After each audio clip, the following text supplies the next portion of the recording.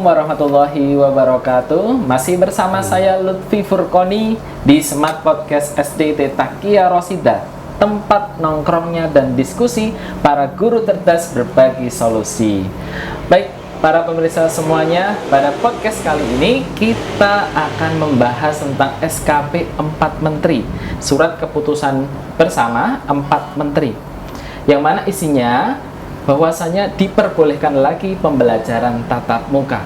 Nah, pada podcast kali ini kita akan membahas bersama beliau, Bapak Dr. Andes Tarno MPD MM.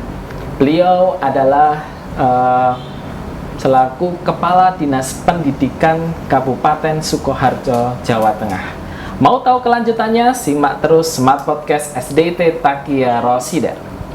Assalamualaikum warahmatullahi wabarakatuh, Bapak Tarno. Bapak Lutfi.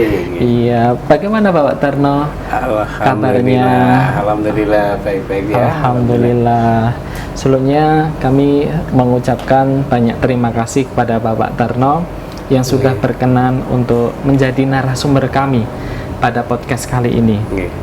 Dan kami sebelumnya juga mohon maaf kepada Bapak Tarno, semisal barangkali nanti selama podcast ada kekeliruan yang kami laksanakan. Sama-sama. Ya, alhamdulillah.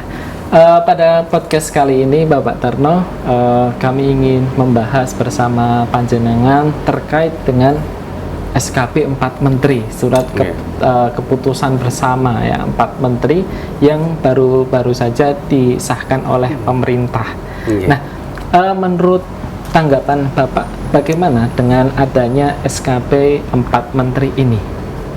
Ya, alhamdulillah nih.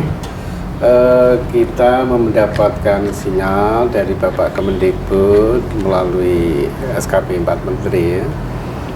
Kemungkinan Januari nggih, Pak. 2001 kita bisa pembelajaran tatap muka ya. Wah, tentu kita sambut gembira. Karena memang selama ini kita didera disebut mengalami era disrupsi pendidikan. Era disrupsi itu kita dipaksa tidak menggunakan cara-cara lama yang secara mainstream kita lakukan, termasuk pembelajaran. Biasanya ini karena evolusi teknologi yang maju kemudian meninggalkan cara lama. Ini bukan itu sebabnya, tapi lebih kita dipaksa selama 8 bulan lebih ini tidak boleh pembelajaran tatap muka. Kita di pendidikan paling tidak ada 3 hal yang jadi PR kita bagi guru, murid, bahkan orang tua. Yang pertama, kurikulum kita, bahkan Pak Kemendikbud kan menargetkan 60% ya. 60%. Itu walau alam bisa tercapai enggak itu. Yang namanya berarti kan ada penurunan beban ya. Jadi walau alam meski mutu otomatis. Dari target 60 itu tercapai berapa? Kurikulumnya kurikulum yang disederhanakan, yang darurat, yang istilahnya diambil esensinya saja. Yang kedua, pembelajaran kita secara mainstream seperti kemarin tatap muka nggak bisa selama 8 bulan ini, harus PJJ. Ini kita Pak. Ternyata juga ada kejenuhan yang luar biasa. Bosan nggih Pak. Guru ya jenuh, anak-anak apalagi orang tua pun juga sewot ini. Banyak WA masuk ke HP saya itu kapan-kapan dimulai. Kemudian yang lebih parah lagi juga masalah asesmen, penilaian. Dalam penilaian ini guru kan tidak bisa ngawat-awati langsung ya anak mengerjakan. Harus dari jarak jauh. Jadi ada laporan dari beberapa kepala sekolah itu, PJJ ini malah muridnya jadi pinter-pinter Pak. Ini kelakar ya. Loh kok jadi pinter, alasannya Pak? Lah mengerjakan soal sekarang bener semua. Wah, gitu. Luar biasa. Ini kan berarti bisa jadi itu orang tuanya jengkel terus. Daripada ngajari anaknya dikerjakan sendiri, dikirim repot. Ini PR. Kalau kita sambut dengan gembira, tentu dengan persiapan-persiapan yang harus kita siapkan ya, baik sesuai dari kepala sekolah. Di SKP 4 Menteri itu kan pertama harus ada sinyal izin dari pemerintah daerah, dinas, kemudian kesiapan sekolah, juga prerogatif orang tua. Orang tua kalau tidak mengizinkan anaknya ke sekolah ya kita harus melayani double, gitu. tatap muka plus PJJ lagi. Ada 5 anak, berapa anak yang orang tuanya belum mengizinkan ya tetap kita layani. Kurang lebih seperti itu Mas. Kita alhamdulillah kalau memang Januari kita mulai, kita tidak terlalu lama anak kita tidak ketemu Pak Guru Bu Guru untuk paling tidak ada hal yang hilang adalah secara hati ke hati dari guru, dari warga sekolah, dari teman sejawat ya dalam pembentukan karakter sosial pribadian mereka. Itu ya. Berarti kita harus menyambutnya dengan gembira ya Pak ya. Tetapi tetap tidak boleh mengindahkan protokol kesehatan. Harus tetap. Baik Pak Darno. Kemudian kira-kira ini Pak Darno langkah-langkah apa yang mungkin akan diambil oleh Dinas Pendidikan Kabupaten Sukoharjo dalam merealisasikan SKP 4 Menteri ini? Ya. Kami dalam waktu dekat kami sudah membuat SOP. Gambaran kalau tatap muka, katakan kita mulai tidak semua siswa full. Katakan absen, ganjil genap. Tapi paling tidak kalau anak 3 hari masuk sekolah itu udah sangat lumayan dibandingkan PJJ. Ketemu temannya pagi mandi. Yang kedua kami siapkan SOP-nya, nanti kami edarkan kepada semua sekolah. Dan kami dari Dinas Pendidikan juga sudah membuat ini video animasi untuk ini protokol kesehatan masuk sekolah. Anak berangkat dari rumah di perjalanan sampai masuk sekolah, bagaimana duduk di bangku kelas, selesai pelajaran terus kemana sampai pulang lagi itu diatur. Gitu. Video urutannya gitu ada.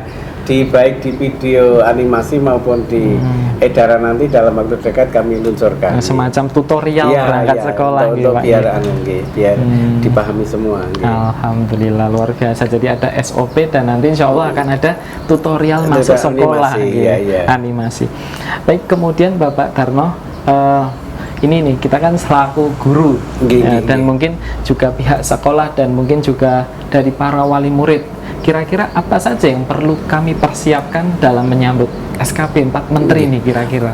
Ya, teman-teman guru saya harapkan untuk berpikir cerdas ya, menyikapi nanti berapa menit anak di sekolah itu.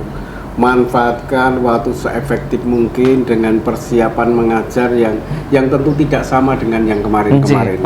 Kemungkinan kan anak tidak membutuhkan waktu yang panjang di sekolah itu karena protokol kesehatan. Ini disiapkan betul RPP-nya, kemudian orang tua juga otomatis ya mengawati anaknya berangkat ke sekolah. Kalau perlu antar jemput karena nanti di SOP itu transportasi umum kalau bisa dihindari. Berarti tidak ada online gitu ya? Itu sekolah otomatis menyiapkan sarana prasarana. Dinas tadi juga di samping mengedarkan SOP dan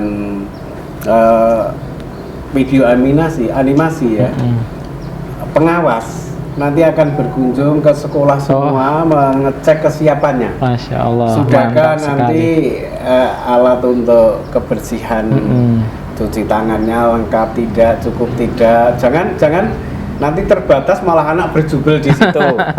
Kemudian masuk sekolah itu bagaimana ada pengaturan, kalau mau antri masuk bagaimana ada petunjuk garis-garis dan sebagainya. Ini diatur ya. Nggak boleh kalah dengan antri di kasir di mall itu diberi garis-garis ya. Ini PR kita ini. Kurang lebih begitu teman-teman kepala sekolah nanti menyiapkan yang seperti itu. Gitu. Alhamdulillah ini sedikit tercerahkan oleh penjelasan panjenengan. Nanti semoga segenap guru, segenap wali murid semuanya bisa memahaminya bersama dan kita menyambut era ini dengan gembira. Baik, sebelumnya terima kasih Bapak Tarno atas segala Iya. informasi dan masukan dari panjenengan. Semoga nanti kita bisa berjumpa kembali di podcast selanjutnya. Iya, terima kasih. Iya. Kita berdoa anak-anak kita Iya. supaya tidak tercerabut dari pentingnya pengetahuan yang Betul selama ini sekali. mungkin menjadi berkurang ya. Jadi kita berdoa mudah-mudahan pandemi Covid juga segera Amin. selesai dan kita tidak boleh gersuloh. Bapak Ibu orang tua murid, Allah menurunkan sesuatu di muka bumi itu pasti ada cerita, pasti ada tujuan. Betul Kita harus sekali. sambil hikmahnya. Sekarang Pak Guru semua jadi cerdas semua, PCC dulu enggak. Tapi ini biar kita seperti itu, anak mudah-mudahan segera tercerahkan, Amin. ada kegembiraan di anak, tapi Amin. wanti-wanti saya, Nggih. pokoknya Bapak Kepala Sekolah dan warga sekolah, protokol kesehatan disiapkan betul. Guru harus datang lebih awal. Jaga nih anak datang harus Nggih. dikontrol, tidak boleh main-main dengan temannya. Insya Allah kalau begitu mungkin lebih safety kesehatannya dibandingkan kalau tidak masuk sekolah di rumah dia berkeliaran dengan Betul teman-teman sekali. di kampung sudah nggak jelas. Jam Nggih. 10 belum mandi, belum makan. Nah ini kalau mau sekolah biasanya sudah tertib dan Iya. orang tua mungkin juga bagus kalau menyiapkan makanan untuk anaknya, tidak membeli makanan di sembarang tempat. Iya. Ini yang harapan kami. Amin. Oke, ngaten ya. Oke. Baik, terima kasih Pak Tarno. Assalamualaikum. Saya cukupkan podcast kali ini. Hai. Oke, wassalamualaikum warahmatullahi wabarakatuh. Baik, alhamdulillah teman-teman semuanya, pemirsa setia Smart Podcast SDIT Taqiyah Rosidah. Alhamdulillah tadi kita sudah mendengar penjelasan dari beliau secara langsung. Tetap sambut dengan gembira ya. Kemudian mari kita tetap jaga protokol kesehatan dan tetap beribadah kepada Allah agar wabah ini segera terselesaikan. Saya Lutfi Furqoni, Smart Podcast SDIT Taqiyah Rosidah izin undur diri. Sampai berjumpa di podcast selanjutnya. Wassalamualaikum warahmatullahi wabarakatuh.